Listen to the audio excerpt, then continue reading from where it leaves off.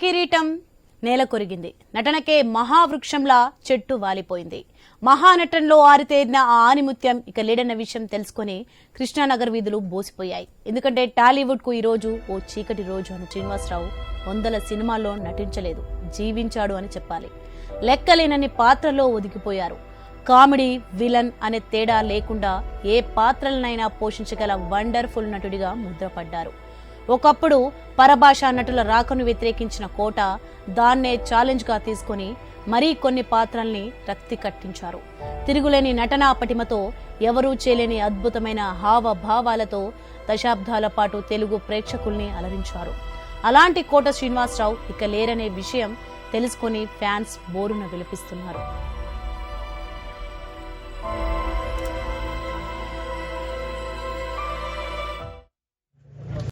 శ్రీ కోట శ్రీనివాసరావు గారు మరణం చాలా విచారకరం. ఆయన గొప్ప నటుడు, మానవతావాది, విలక్షణమైన పాత్రలను పోషించి మెప్పించి ప్రజల యొక్క అభిమానాన్ని పొందిన మహానటుడు. వందలాది సినిమాలో నటించి అటు విలన్ పాత్రలో, ఇటు విలక్షణమైన యాక్టర్ పాత్రలో ఆఖరి వరకు కూడా ఆయన సినిమాల్లో కనపడితే కాస్త హాస్యం పండుతుంది అనే విధంగా వారి సినిమాలు ఉండేవి. చాలా బాగా మాట్లాడాడు. మామూలు జోక్ ఆ సార్లేవో ఇవన్నీ ఉంటాయి కదా బాయ్, సెటైర్లతోనే మాట్లాడుకున్నాము ఒక 2 నిమిషాలు. నాకు షార్ట్ రెడీ అన్నా, నేను సాయంత్రం మాట్లాడతా మళ్ళీ అని సాయంత్రం చేస్తే పడుకున్నారు. అదేదో మందు వేశాడు డాక్టర్ గారు అని చెప్పారు. పెద్దమ్మాయి చెప్పింది, కోటన్న పెద్దమ్మాయి. నేను వచ్చేసరికి ఆయన లేడండి, కోటన్న వెళ్ళిపోయాడు.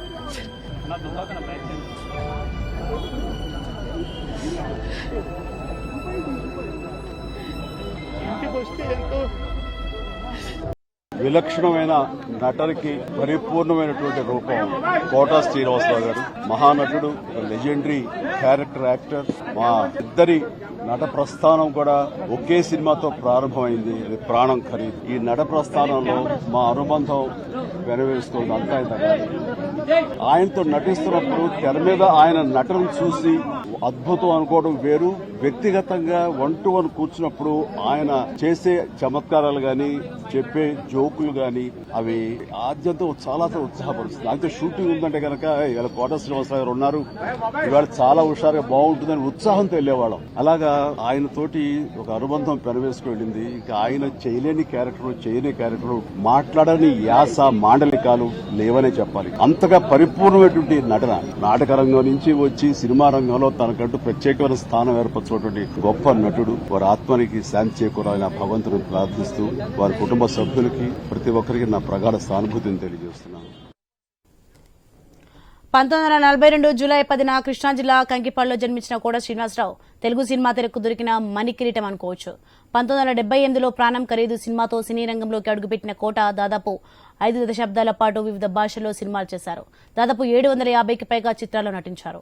కొంతకాలం రాజకీయాల్లో ఉన్న కోట శ్రీనివాసరావు ఉమ్మడి ఆంధ్రప్రదేశ్లో ఎమ్మెల్యేగా కూడా పనిచేశారు.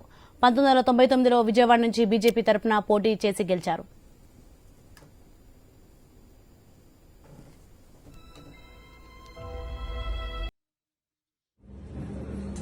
కోట శ్రీనివాస్ గారు మరణించడం చాలా బాధాకరమైనటువంటి అంశం. ఒక క్యారెక్టర్ ఆర్టిస్టుగా, ఒక తండ్రిగా, విలన్గా తెలుగు చలనచిత్ర పరిశ్రమలో ఒక ప్రత్యేకతని సంతరించుకుంటున్నటువంటి సందర్భం. కొన్ని చిత్రాలు కోట శ్రీనివాసరావు గారి వల్లే ఆడినటువంటి సందర్భాలను కూడా మనం చూసినాం. మరి 750 చిత్రాల్లో వారు నటించడమే కాకుండా సినిమాల్లో జీవించినటువంటి వ్యక్తి. అనేకమైనటువంటి నంది అవార్డ్స్ కానివ్వండి, పద్మశ్రీ కానివ్వండి, పైమా అవార్డ్స్ కానివ్వండి, మరి వారికి వచ్చి రావడమే కాకుండా మరి చలనచిత్ర పరిశ్రమకు రావడం, వారి యొక్క సుదీర్ఘమైనటువంటి ప్రయాణం, చరిత్రలో మిగిలిపోయేటువంటి వ్యక్తి కోట శ్రీనివాసరావు గారు. కోట గారు 4 దశాబ్దాల ఒక ప్రయాణం. నేను తెలుగు ఇండస్ట్రీకి వచ్చే ముందు బెంగళూరు నుంచి ఆయన సినిమాలు చూసేవాడిని. ఆయన తీక్ష్ణత, ఆయన ఇంటెన్సిటీ చాలా ఇన్ఫ్లుయెన్స్ చేస్తుంది. ఆ తర్వాత వచ్చి 2-3 దశాబ్దాలుగా ఆయనతో పనిచేసిన అనుభవం ఎన్నో సినిమాలు. చాలా విశిష్టమైన వ్యక్తి.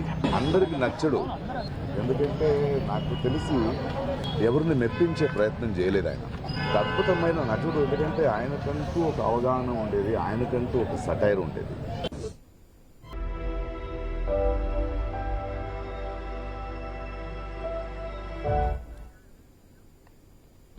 మొదట్లో చిన్న చిన్న సైడ్ క్యారెక్టర్తో మొదలుపెట్టిన కోట నటనను చూసి డైరెక్టర్లు ప్రత్యేక విలన్ వేషాలకు తీసుకొచ్చారు. అక్కడ కూడా తన నటనతో క్యారెక్టర్ను పండించారు. ప్రతి ఘట్టంలో యాదగిరి క్యారెక్టర్ కోట నటనను ఆడియన్స్కు దరి చేరింది. దానికి మొదటి నంది అవార్డు కూడా వచ్చింది. ఆ తర్వాతనే మరింత ఊపుతో కామెడీలో మరో కోణం ఆవిష్కరించారు. అంతే లక్షల మందిని తర్వాత కోట్ల మంది ప్రేక్షకులను సంపాదించుకున్నారు. ఆహా నా పెళ్ళంటూ పిసినారి లక్ష్మీపతి సినిమాలో కోటను మరో రేంజ్కి తీసుకెళ్లాయి. ఆ సినిమాలో చేసిన నటనను మార్వెలెస్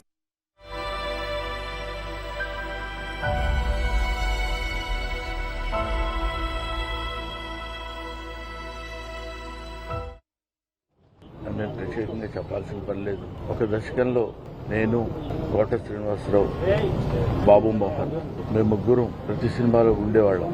రోజుకు 18-20 గంటలు పనిచేసేవాళ్ళం. లాస్ట్ 40 years 4 decades గా అరే ఒరే అనుకుంటూ కలిసి ఉన్నాం. ఒక మహానుడు చాలా బాగా మాట్లాడాడు. మామూలు జోక్ ఆ సార్లేవో ఇవన్నీ ఉంటాయి కదా మా సెటైర్లతోనే మాట్లాడుకున్నాము ఒక 2 నిమిషాలు. నాకు షార్ట్ రెడీ అన్నా, నేను సాయంత్రం మాట్లాడతా మళ్ళీ అని సాయంత్రం చేస్తే పడుకున్నారు. అదేదో మందు వేశాడు డాక్టర్ గారు అని చెప్పారు. పెద్దమ్మాయి చెప్పింది, కోటన్న పెద్దమ్మాయి. నేను వచ్చేసరికి ఆయన లేడండి. కోటన్న వెళ్ళిపోయాడు.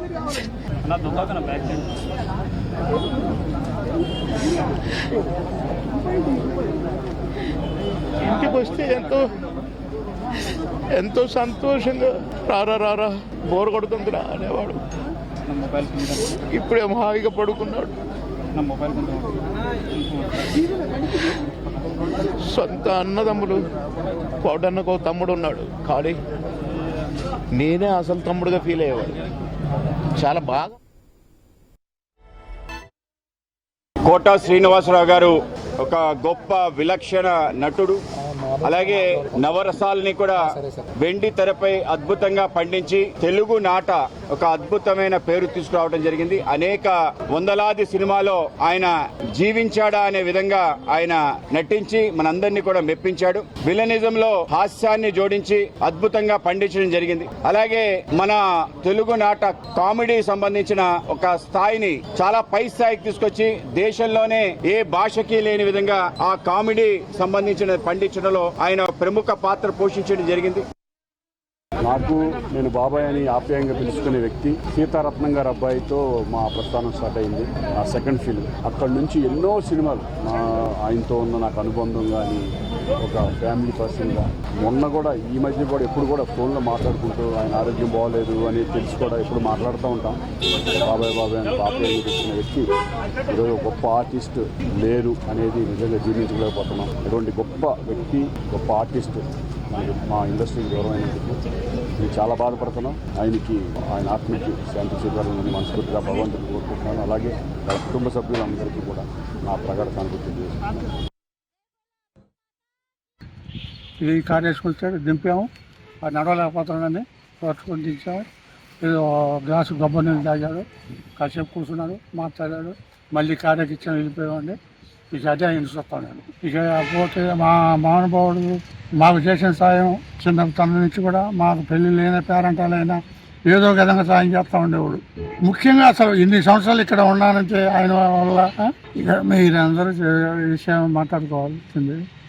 ఇక నేను చెప్పగలిగింది ఏమీ లేదు. ఇక మా అధ్యక్షుడు రామచంద్రరావు గారు చెప్పినట్టుగా కోట శ్రీనివాసరావు గారి మరణం భారతీయ జనతా పార్టీ నాయకులను, కార్యకర్తలను కలిచివేసింది. ఒక భారతీయ జనతా పార్టీయే కాకుండా తెలుగు కళామ తల్లి బిడ్డ మరణం కేవలం తెలుగు ప్రజలకే కాకుండా యావత్ భారతదేశంలో కూడా కోట శ్రీనివాసరావు గారికి సంతాపం తెలుపుతున్నటువంటి సందర్భాలు మనం చూస్తున్నాం. భారతీయ జనతా పార్టీకి కోట శ్రీనివాసరావు గారికి ఉన్నటువంటి సంబంధం దాని లో ప్రఖ్యాతి పొందినటువంటి తెలుగు నటుడు అయినటువంటి కోట శ్రీనివాసరావు గారు కన్ను మూశారు.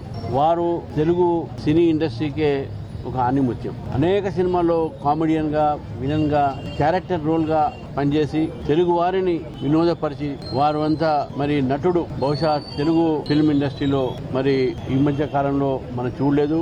బహుశా భావితరంలో కూడా రాకపోవచ్చు. భారతీయ జనతా పార్టీతోని వారి అనుబంధం కూడా వారు విజయవాడలో ఉన్నటువంటి ఒక అసెంబ్లీ నియోజకవర్గం సత్యనారాయణపురం నియోజకవర్గం నుంచి గెలిచారు భారతీయ జనతా పార్టీ నుంచి.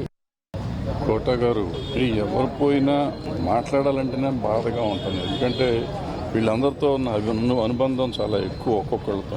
కానీ వాళ్ళ కోట గారు నాకు ఆల్మోస్ట్ 86లో అనుకుంటా అరుణకిరణం సినిమాతో పరిచయం. ఆ రోజు నుంచి ఈ రోజు వరకు అన్న అన్ననే ఎంతో ప్రేమగా చూసే మనిషి మా మధ్యలో. ఇదే ఇల్లు, మా ఇల్లు ఎదురుగుండా ఆఫీస్ ఉండేది. నాకు దగ్గర 7-8 ఏళ్ళు ఎదురు బదురు ఇంట్లో ఉండేవాళ్ళము.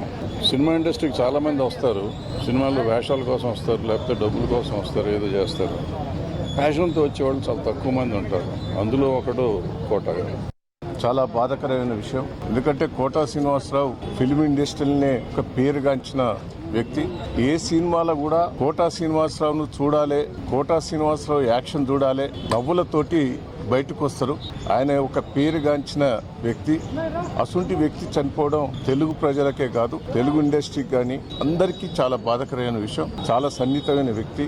నాకు కూడా దాదాపు 40 ఏళ్ల నుంచి పరిచయం. అప్పుడు తెలుగుదేశం బీజేపీ అలయన్స్ లో కూడా కలిసి పనిచేశాం. చాలా నాకు సన్నిహితం. నేను కూడా ఆయనతోటి చాలా పరాశకం ఆడేది. ఆయన సినిమాలు ఎట్లయితే జోకులు వేస్తాడో ఆయన చూస్తే కూడా నేను అట్లా జోకులు వేసేది. చాలా చనిపోవడం అందరికీ బాధాకరమైన విషయమే.